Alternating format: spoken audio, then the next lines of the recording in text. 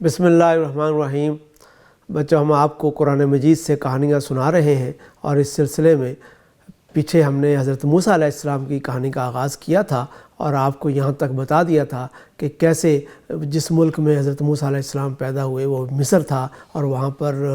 فرعونیوں کی حکومت تھی، اور فرعونیوں نے ان کے خاندان یعنی کہ حضرت موسیٰ علیہ السلام کا خاندان جو بنی اسرائیل کہلاتا تھا ان کو قید کیا ہوا تھا، ان کو غلام بنایا ہوا تھا، ان پر بہت ظلم کرتے تھے۔ اور ایک بڑا ظلم وہ یہ کرتے تھے کہ انہوں نے یہ قانون بنا رکھا تھا کہ جیسے ہی ان لوگوں کے ہاں کوئی بچہ پیدا ہو، اس کو ہم لڑکا پیدا ہو اس کو ہم مار ڈالیں گے۔ اور کیسے ہم آپ کو بتایا تھا کہ حضرت موسیٰ علیہ السلام کی والدہ یوکبد نے اللہ تعالیٰ کے کہنے کے مطابق جب ان کی تلاشی لینے کے لیے آئے فرعون کے لوگ، تو انہوں نے انہیں صندوق میں ڈال کر دریا میں بہا دیا۔ اچھا، یہ بھی ہمیں ملتا ہے کہ حضرت موسیٰ علیہ السلام کی جو بہن مریم ان کا نام تھا، اور وہ ان کو ان کی ڈیوٹی لگائی تھی ان کی والدہ یوکبد نے کہ تم ذرا دھیان رکھنا کہ مطلب کہ یہ جو صندوق ہے یہ کس طرف جاتا ہے۔ اس سے یہ بات سامنے آتی ہے کہ وہ کوئی ڈوری والا قصہ جو ہے نا وہ کوئی اتنا زیادہ درست نہیں ہے۔ تو وہ یا یہ بھی آپ کہہ سکتے ہیں کہ ڈوری وہ ان کی بہنیں کھینچتی ہوں اور وہ لے جاتی ہوں۔ برکف ہوا یہ کہ انہوں نے حضرت موسیٰ علیہ السلام کو صندوق میں ڈال کر بہا دیا۔ اچھا، یہ والا جو لگتا ہے کہ جو دریا تھا یہ کوئی ان کے گھر کے قریب ہوگا، کوئی واکنگ ڈسٹنس پر ہوگا، اور یہ آگے جا کر دریا یا نہر کہہ لیں، یا ظاہر ہے کہ کوئی چھوٹا ہوگا، کوئی بہت بڑا نہیں ہے، تو جس میں کوئی چیز بندہ جا سکتا ہے آ سکتا ہے۔ تو وہ مصر کے جو محل تھا اس کا فرعون کا، اس کے پاس سے گزرتا تھا۔ تو جب انہوں نے صندوق میں حضرت موسیٰ علیہ السلام کو ڈال دیا اور صندوق جو ہے وہ چلتا گیا، بہتا گیا پانی کے ساتھ ساتھ، تو فرعون کے دربار میں، اس کے محل میں اوپر کہیں اس کی ایک بیوی فرعون کی جن کا نام آتا ہے کہ آسیہ تھا، تو وہ اور بھی ہو سکتا ہے، ہمیں یہ نام ملا ہے تو میں نے آپ کو بتا دیا۔ تو وہ دیکھ رہی تھیں محل کے، وہ کہیں بالکنی میں کھڑی تھیں، تو وہ دور سے انہوں نے دیکھا کہ کوئی تیرتا ہوا صندوق آ رہا ہے۔ ظاہر ذرا بڑا صندوق ہوگا نا، بچے ہیں اس میں، چاہے وہ چھوٹے بچے ہیں، تو انہوں نے ذرا تھوڑا سا بڑا ہی بنایا ہوگا کہ جس میں وہ سانس وانس لے سکے، تو مطلب کہ کوئی نقصان نہ پہنچے، کوئی بستر بھی رکھا ہوگا تاکہ وہ حفاظت سے رہے۔ صندوق بھی اچھے طریقے سے بنایا ہوگا کہ پانی نہ اندر جائے، تو اس لیے ذرا اچھے طریقے کا صندوق ہوگا۔ تو وہ لگتا نہیں تھا کہ کوئی ٹوکری ووکری ڈال دی ہے نا، یہ وہ کوئی پراپر بندوبست کر کے انہوں نے حضرت موسیٰ اپنے بیٹے کو لٹا رہا ہے نا، ان کو لٹایا جا رہا ہے، ان کو ایک موت کے حوالے اپنے طرف سے تو کر رہے ہیں۔ ٹھیک ہے، اللہ کا وعدہ ہے اور اس پر ان کا یقین بھی ہے، لیکن انہوں نے اپنے طرف سے پورا بندوبست کیا ہوگا حفاظت کا۔ تو وہ جب آسیہ نے، فرعون کی بیوی نے دیکھا کہ ایک صندوق آ رہا ہے، تو انہوں نے اپنی خادماؤں کو جو بھی ان کے پاس تھیں، انہوں نے کہا کہ ذرا دیکھو اس صندوق میں کیا ہے۔ ایسے کیوریوسٹی ڈیولپ ہوگی نا ان کو کہ دیکھیں یہ بھائی صندوق میں کیا چیز ہے۔ تو انہوں نے ان کو بھیجا کہ جاؤ دیکھ کر آؤ صندوق میں کیا ہے۔ وہ آئے، اور ظاہر ہے کہ وہ ذرا پانی میں گزر کے جانا پڑا ہوگا ان کو۔ انہوں نے صندوق کو لے آئے اور لا کر انہوں نے رکھ دیا، کھولا نہیں۔ بادشاہ ملکہ نے کہا ہے کہ وہ لے آؤ۔ اب وہ انہوں نے اتنا تو اس کا خیال رکھا ہوگا نا کہ دیکھا نہیں اس میں کیا ہے کیا نہیں ہے۔ تو وہ لے آئے صندوق نکال کر، اور حکم دیا ہوگا بھی آپ کھولو کیا ہے اس میں۔ تو جب صندوق کھولا تو اس میں بچہ، اور بچہ بھی بہت پیارا۔ اب جناب وہ تو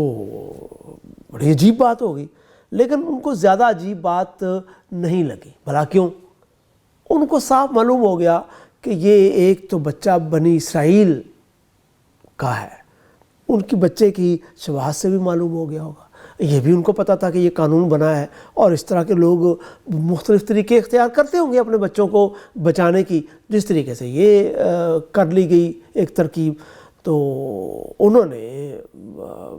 بچے کے بارے میں، ظاہر ہے کہ سارے دربار میں ایک خبر چلی گئی کہ بھائی وہ بچہ ایک صندوق میں آیا ہے، اور یہ بات بھی لوگوں کو معلوم ہوگی کہ یہ بچہ کن کا ہے، اس کے جیسے کہ میں آپ کو بتایا کہ اس کے شکل سے بھی معلوم ہو گیا ہوگا کہ بچہ کس خاندان کا ہے، اس کے نقش و نگار بتا رہے تھے کہ یہ بنی اسرائیل کا ہے۔ تو انہوں نے فرعون کے جو دربار کے لوگ تھے انہوں نے کہا کہ بھائی اس کو تو بچے کو ہم نے مارنا ہے، لوگ جس نے بھی بچہ پھینکا ہے اس نے بچہ بچانے کی خاطر پھینکا ہے نا، تو ہم اس کو نہیں چھوڑیں گے، مار دیں گے، قانون ہمارا یہی ہے۔ اب وہ جو آسیہ تھی نا وہ بڑی رحم دل خاتون تھی، یعنی کہ تھی تو فرعون کی بیوی لیکن وہ بہت اچھی خاتون تھی، اور کہا جاتا ہے کہ ان کے ہاں اولاد نہیں تھی، لیکن یہ بھی کوئی یقین سے ہم نہیں کہہ سکتے، کہا جاتا ہے کہ اولاد نہیں تھی۔ تو انہوں نے حضرت موسیٰ علیہ السلام کو دیکھ کر یہ فیصلہ کیا کہ ہم اس کو